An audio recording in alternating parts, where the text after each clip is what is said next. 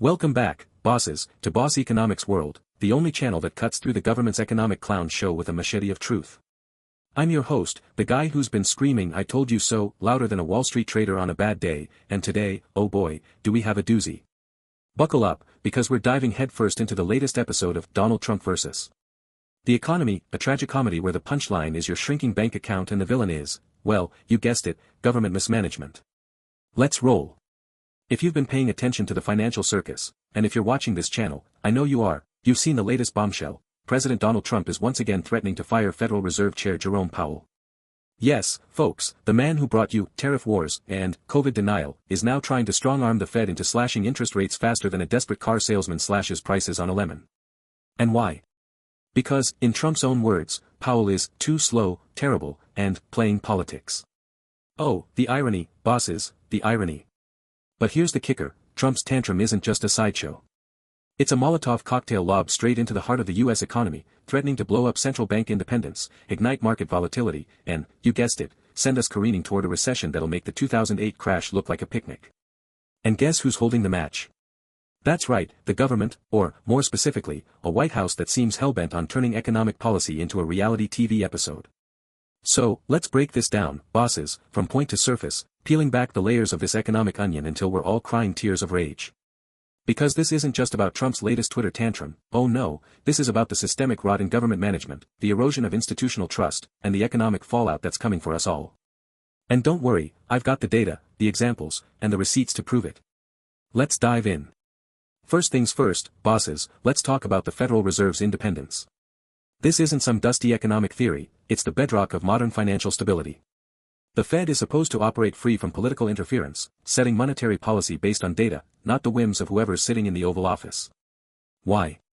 Because when politicians meddle, you get hyperinflation, currency devaluation, and economic chaos. Just look at Venezuela, where political control of the central bank turned the bolivar into toilet paper, or Turkey, where Erdogan's meddling has sent the lira into a death spiral. But here comes Trump, barging in like a bull in a china shop, threatening to fire Jerome Powell because, get this, the Fed hasn't slashed interest rates fast enough to juice his re-election campaign. And this isn't the first time, bosses. Back in 2018, Trump called Powell crazy and loco for raising rates to cool an overheating economy. Now, in 2025, with inflation still stubbornly above the Fed's 2% target, CPI data for March 2025 clocked in at 3.1%, folks, Trump wants rates slashed to zero, consequences be damned. Let's get real here, this isn't about economics, it's about politics. Trump's trying to goose the economy with cheap money to make himself look good, even if it means overheating the system and triggering a bigger crash down the road. And the markets? They're already jittery. Nathan Sheets, global chief economist at Citigroup, warned on Bloomberg TV that undermining Fed independence could seriously and permanently erode market confidence. Remember the 2018 Trump tantrum, when his Fed attack sent the S&P 500 into a 20% tailspin? Well, buckle up, because this could be worse.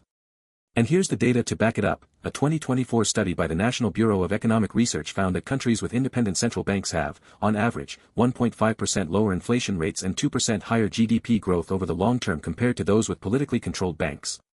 So, when Trump threatens to fire Powell, a move that, by the way, legal experts say he can't even do without, cause, under the Federal Reserve Act, he's not just attacking one man, he's attacking the stability of the entire U.S. economy. But hey, what's a little economic sabotage when there's an election to win, right? Now, let's zoom out to the surface issue, Trump's obsession with low interest rates. He's screaming that Powell is too late to cut rates, pointing to the European Central Bank's recent quarter-point cut to 2.25% as proof that the Fed is behind the curve.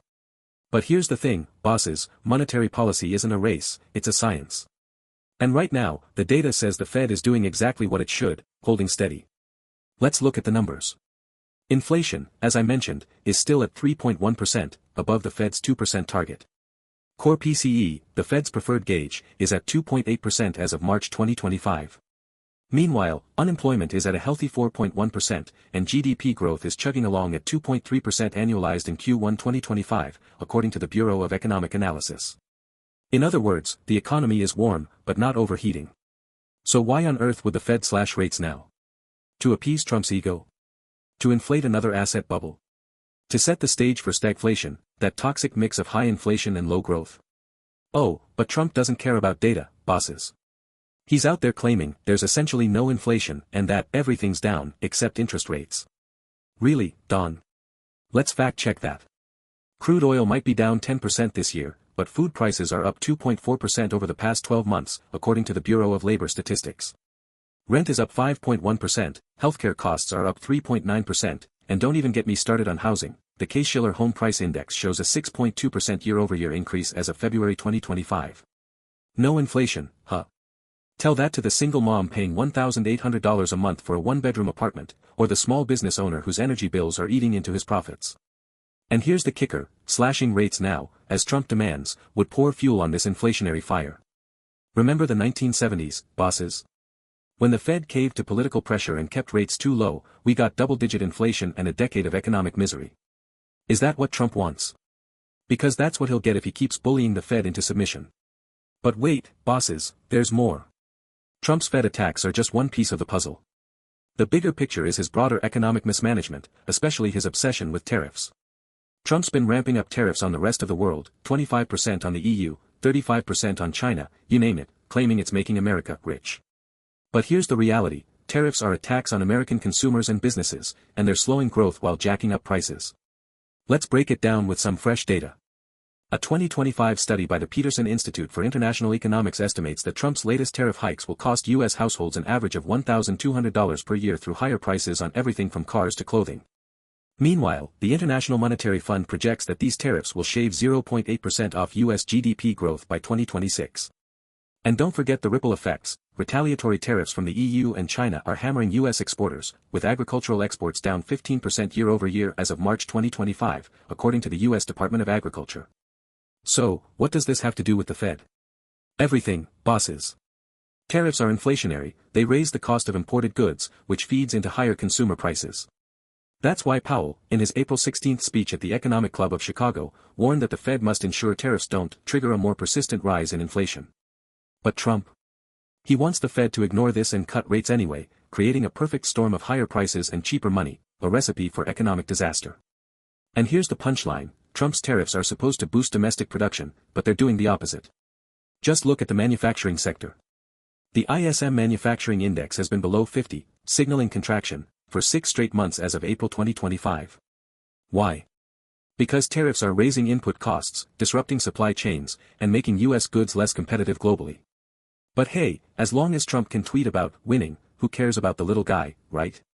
Now, let's zoom out even further, bosses, to the systemic issue here, government mismanagement.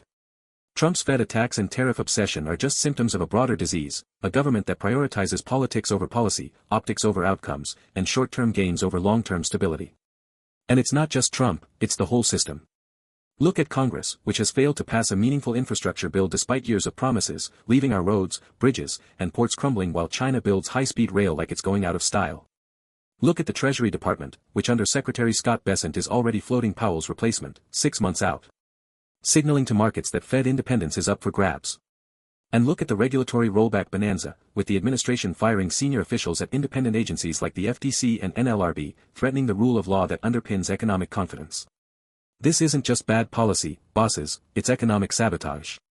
And the data backs it up. The World Bank's 2025 Ease of Doing Business report dropped the U.S. from 6th to 10th place globally, citing increased policy uncertainty as a key factor.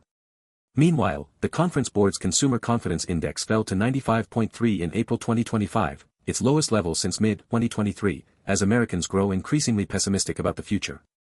And don't forget the CBO's latest projections, which warn that the federal deficit will hit $2.5 trillion by 2026, thanks to tax cuts, tariff revenue shortfalls, and out-of-control spending. So, when Trump blames Powell for playing politics, it's the pot calling the kettle black. The real political games are coming from the White House, bosses, and they're dragging the economy down with them. So, where does this leave us, bosses? In a word, screwed. Trump's attacks on the Fed, his tariff obsession, and the broader government's mismanagement are a toxic cocktail that's pushing us toward a recession. The warning signs are everywhere, market volatility is up 25% year-over-year, according to the VIX index, corporate debt defaults are at their highest level since 2020, per S&P Global, and small business optimism, per the NFIB, is at its lowest since the COVID crash. And here's the worst part, when the crash comes, and mark my words, it's coming, the government will blame everyone but itself. They'll blame Powell, they'll blame China, they'll blame global forces. But you know the truth, bosses, because you watch Boss Economics World. The real culprit is right there in Washington, D.C., where economic policy is being run like a bad reality show. So, what can you do? First, protect yourself, diversify your investments, hedge against inflation, and don't bet on Trump's cheap money fantasy. Second, hold the government accountable, call out this nonsense, share this video, and demand better. And third, stay tuned to Boss Economics World, because we'll be here, machete in hand, cutting through the lies and exposing the truth. Until next time, bosses, stay sharp, stay skeptical, and remember, in this economy, the only boss you can trust is you. This has been Boss Economics World. Like, subscribe, and ring that bell, because the economic clown show never sleeps, and neither do we.